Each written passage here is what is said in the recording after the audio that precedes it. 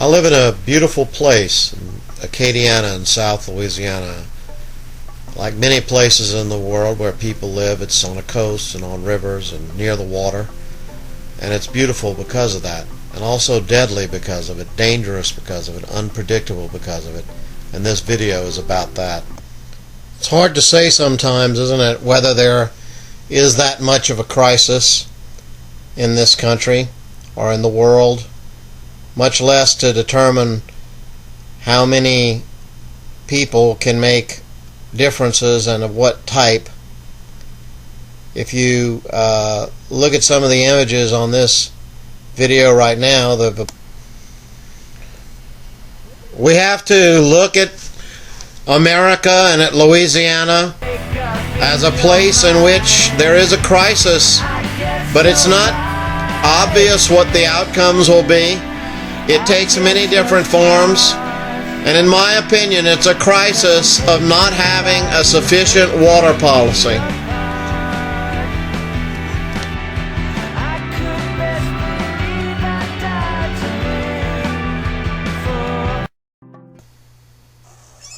Jesus called his followers largely from the shores of the Sea of Galilee.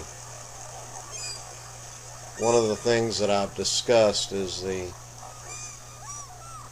ancient cryptic interpretation of many of Jesus' miracles related to his operations on the sea. I've spent so much of my life on water. It is in every way sacred to me. But of course, water is sacred to everyone. Water is vital to life. The apostolic tradition and education is not accidentally based in fishing. Fishermen are engaged in small capitalism. They were related to each other in the apostles' case in family. They were associated in their religious faith. They knew something about violence and danger and physical skills, both of killing fish and of living together and of braving the small but real seas of Galilee. Those are still values that the wetlands, whether in alligator fishing or deep sea fishing, shrimping or oystering, still embody. And they are a challenge to the concept of the superstate and the multinational corporation. They are vital to this area, which is my home and the home of my family. How do you like traveling around at your age, Annika? It's really cool because you get to see different places and meet different people. And where are some of the places you've been? I've been to Rome, I've been to Spain, I've been to Mexico, I've been to Belize, I've been to Connecticut, I've been to Georgia. And how do you know me? You're my uncle. And what else? My godfather. Right. And so, Annika Claire Spieler, I thank you for your sharing with me on our little film montage remembered.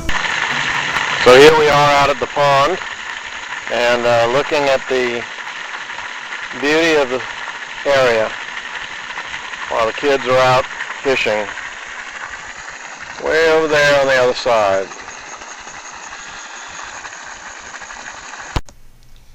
So we have a lot to try to restore for the young people of the United States and of the world, to hand on to them that which is best and the prospects of what is new, to restore that which is getting old and is still of great value, to make new that which is new and necessary, to hand on to them a future full of... How'd you catch it? I actually lost it once, and I caught it again. Okay, turn the side of it, Gary. Wow, that is awesome. Beautiful fish. BP has disbursed $5 billion in damage checks, supposedly, in the last 11 months. And yet almost no one here thinks that's a lot of money. Nor do we think that BP is the only one responsible for the problems, coastal erosion and Hurricane Rita and Hurricane Katrina, and the problems of saltwater intrusion and freshwater diversion and improper channel digging. There's so much to deal with, Even when the Corps of Engineers is successful in handling a great flood, we feel there's a waste when sediment and fresh water are not used properly. There's so much waste. World opinion is not that trustworthy. Million-of-year-old salmon runs that have fertilized mountains are dying everywhere. Part of the danger is not realizing how great the threat is. The same generations now with salmon runs ending and huge swamps eroding and species dying out, fisheries being obliterated. That same generation is a generation of Louisiana's own problems with coastal erosion, with the BP oil spill. This is a crisis for our children and for us. That little Marissa crawling on the ground. Those children running our world. In this video, I'm trying to deal with old issues of water and oil and family that Robert Flaherty dealt with in Louisiana Story, issues that others around the country have dealt with.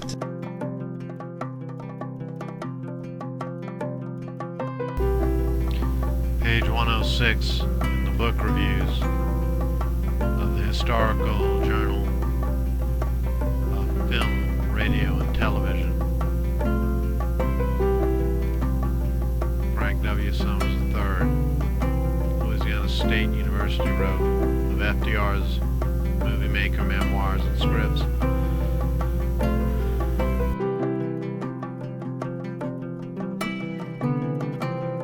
Per Lawrence, author, 1992, University of Nevada Press. Some memoirs and autobiographies of creative people require a sympathetic reading. Per Lawrence's memoirs do not. The book entertains, recreates an era, and informs us about Per Lawrence and John Steinbeck. FDR's movie maker includes complete scripts of Lawrence's classic New Deal propaganda films, The Plow That Broke the Plains, 1936, and The River, 1937.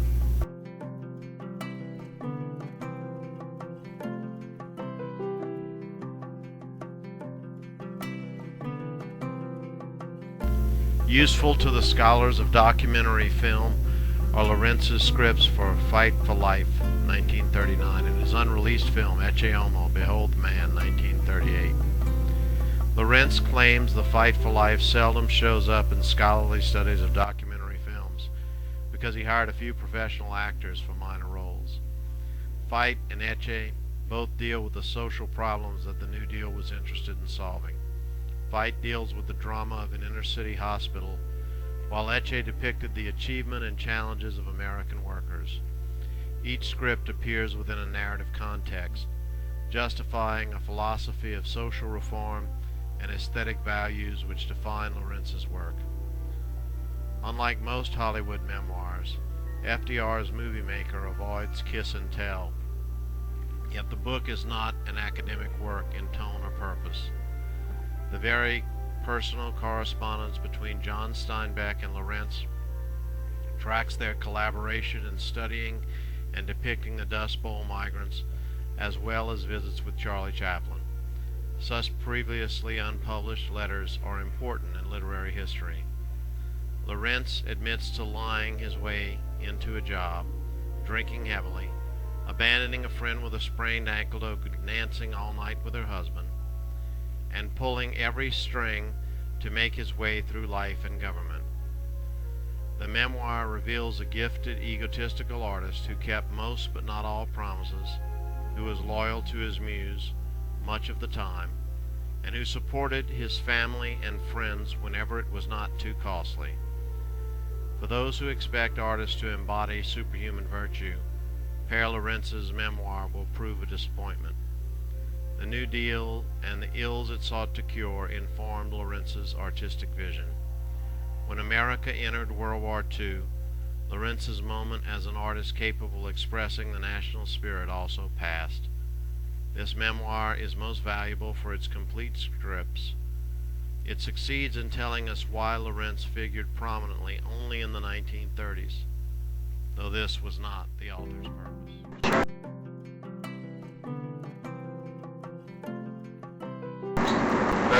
talking about alligator. Oh, the alligator. When they put past the place, might have passed. Are those shipping boats? These are No, those are all shrimp. Shrimp and fish. the nets. See the nets, how they are, yeah. Oh, yeah. The big trawlers, it's...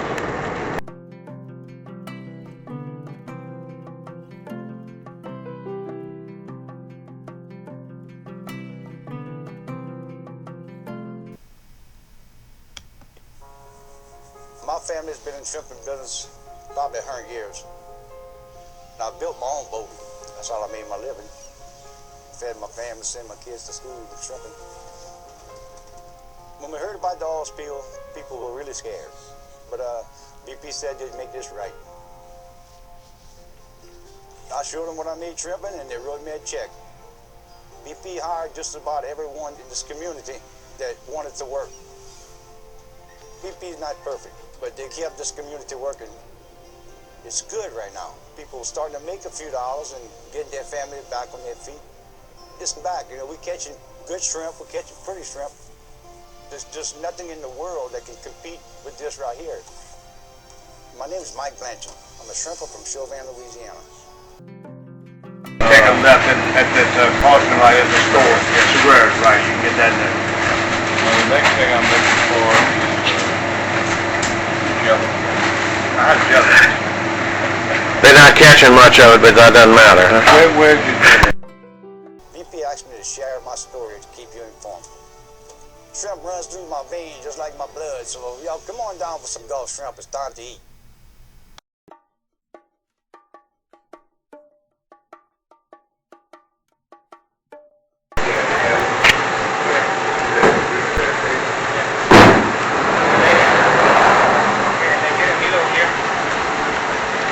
I'm looking for 2 pounds of fresh shrimp. 2 pounds, we don't have 2 pounds there. How do you sell? We have 200 pounds. No, we have, What's the absolute minimum you could do? I was in the business. I used to do tens of thousands of pounds, but my mother really needs a couple of pounds. You couldn't help us today? 2 pounds. You heard a catfish hole. I'm not lying to you. You heard it? We wholesale, we're not retail. Right. Right. Yeah. But these 2 pounds, I guess I can. I do have a long-term and comprehensive plan to deal with Louisiana water policy, but it won't be easy.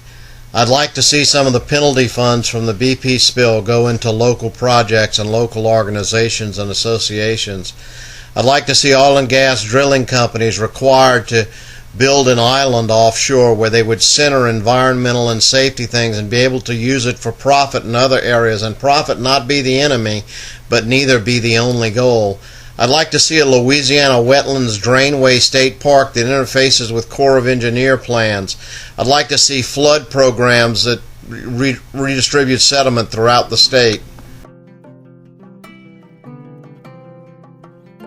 So how long has this place been in operation now? Since 82, I believe. Alrighty. That's what they look like, huh? And how many pounds of gator meat have y'all produced out here in a year, or We don't anything? process alligator meat. Oh, you just the skins. You just happen to buy that to sell to people. To keep us a little bit. I gotcha. Because people come on. Sure. Yeah, that's why we didn't know y'all sold gator meat, because we know that's not your business over here. There was some oil absolute supplies, a little something. We went to Young's and they said, they sell it at, so we've been on the cigar, so. To continue on with my plan, a real plan has to recognize that oil and gas and tourism coexist, that this state drains much of the continent, that soil erosion and soil quality and pesticide monitoring in the country is relevant to us, that we have a vast chemical corridor, that the alligator plant that you're looking at is only a very short distance from the saltwater shrimp boats returning and being processed in the processing plant, that all that occurs near a sports fishing marina, and a large oil field area, and that people live and fish in their backyard ponds nearby. We need a policy that is real and relevant and true.